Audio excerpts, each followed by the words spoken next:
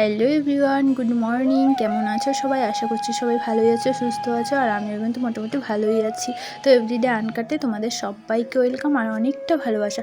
দেখো আমি সকাল সকাল ঘুম থেকে উঠে গেছি। সকাল সকাল মানে আজকে একটু বৃষ্টি বৃষ্টি ছিল, দিনটা একটু দেরি হয়ে গেছিলো ঘুম থেকে উঠতে, মানে 7টা বেজেছিলো। এমনি আমি 6টা থেকে 6:30টার মধ্যে উঠে পড়ি রোজ রোজ। তো দেখো আমি ঘুম থেকে উঠে কিন্তু ফ্রেশ হয়ে নিয়ে প্রথমে চাটা করে দিয়েছি। এরপর কিন্তু আমি ঘরগুলো ঝাড় দিতে মুছতে এলাম। যে ঝাড় দেয় মুছে সে একটু দেরি করে আসে, তাই কিন্তু আমি সকালবেলা আগে কিন্তু একটু মুছে নিই, তারপর 12টা 1টার দিকে এসে আবার কিন্তু মুছে দেয়।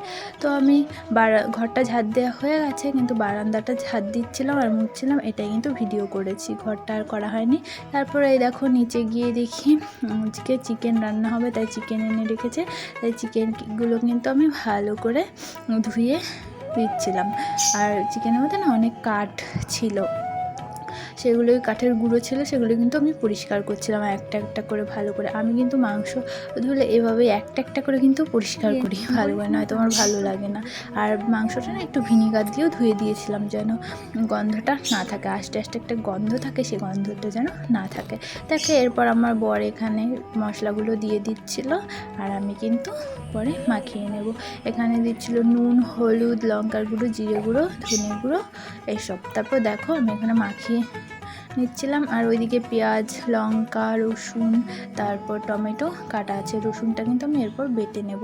তারপরে দেখো এখানে আলুটা ভাজতে হবে, এবার আলুটাতে নুন হলুদ দিয়ে দিয়েছিল, আর নুন হলুদটা কিন্তু আমি মাখিয়ে নিচ্ছিলাম। তারপরে এখানে আর হবে উচ্ছে আর আলু ভাজা, সেটাই কিন্তু আমি এখানে একটু ধুয়ে নিচ্ছিলাম।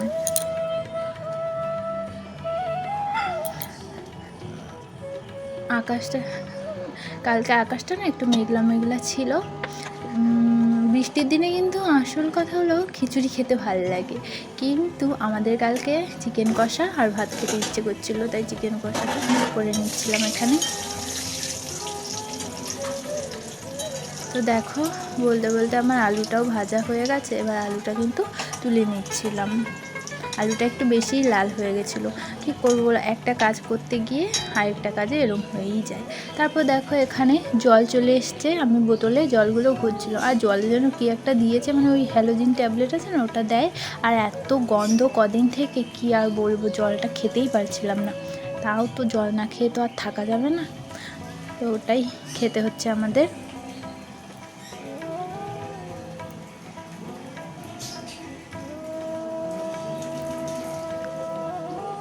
তো চলো রান্নাটা ওইদিকে হতে থাক। তো দেখো আমার এবার পেঁয়াজগুলো কিন্তু ভাজা হয়ে গেছিলো, পেঁয়াজটা বসিয়ে দিয়ে না আমি জল ভরতে চলে গেছিলাম। এই যেদিকে পেঁয়াজটা পরে ভাজা ভাজা হয়েই গেছে, আর এদিকে আমার বর একটু নাড়ছিল। তো দেখো এবার আমি মাংসটা কিন্তু দিয়ে নেড়ে নেব। তারপর দেখো মাংসটা ঢাকা দিয়ে চলে এসছে, ওটা সেদ্ধ হতে থাক। এখানে আমার কতগুলো বাসন ছিল, সেই বাসনগুলোই মেজে নেব। সকালবেলা মুড়ি খাওয়া হয়, সেই বাসনগুলো না আমি রোজ মেজে নিই। আর নয়তো ভাত খাওয়ার বাসন, ওইগুলো রান্নার বাসন অনেক হয়ে যায়, তখন আর না মাজতে চায় না, যে মাজতে আসে আর কি। তো আমি যদি একটু মেজে দিই তাও একটু কম হবে, আর নয়তো অনেক বাসন হয়ে যাবে। তো এখানে দেখো বাসনগুলো আমি কিন্তু মেজে নিচ্ছিলাম একটা একটা করে।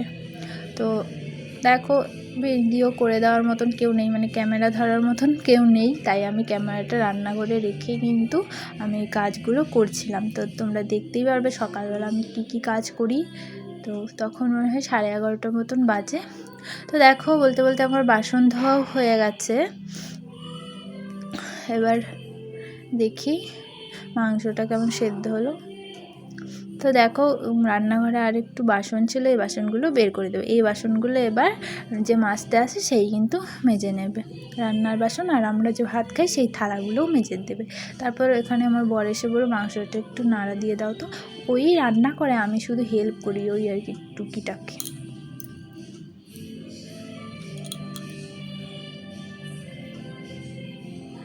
তো দেখো মাংসটা সেদ্ধ আমার হয়েও গেছে।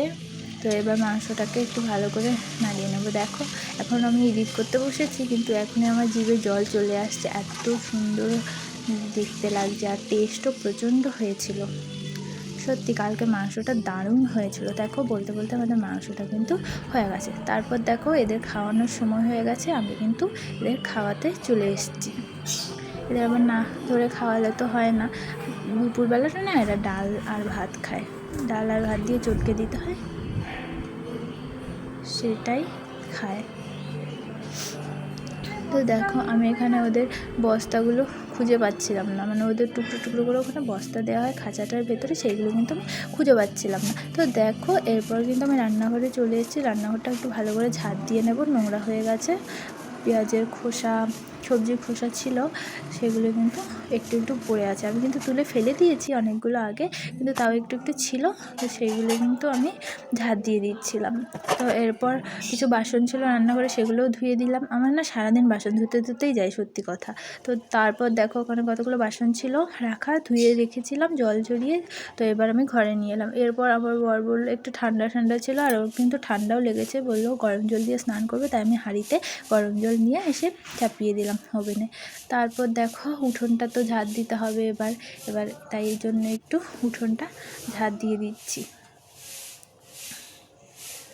আর কালকের ওয়েদারটা না খুব ভালো ছিল। সকালবেলাটায় কিন্তু বৃষ্টি হয়েছিল, কিন্তু সারাদিনটা এরকম মেঘ করেছিল, আর একটু একটু বৃষ্টি পড়ছিল, ভালোই ছিল। আর সঙ্গে চিকেন কষা আর ভাতটা পুরো জমে গেছিলো সত্যি। তো দেখো আমি এবার উঠোনটা ভালো করে কিন্তু ঝাঁট দিয়ে নিচ্ছি।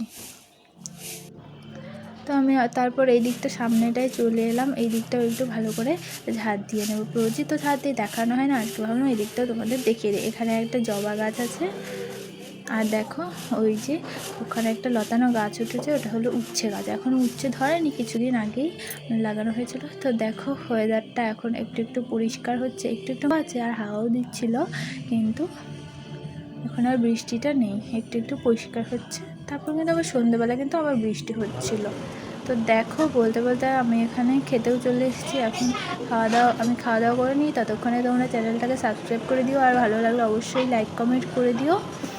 তো দেখা হচ্ছে অন্য কোনো ভিডিওতে। আজকের মতন টাটা, সবাই ভালো থেকো, সুস্থ থেকো।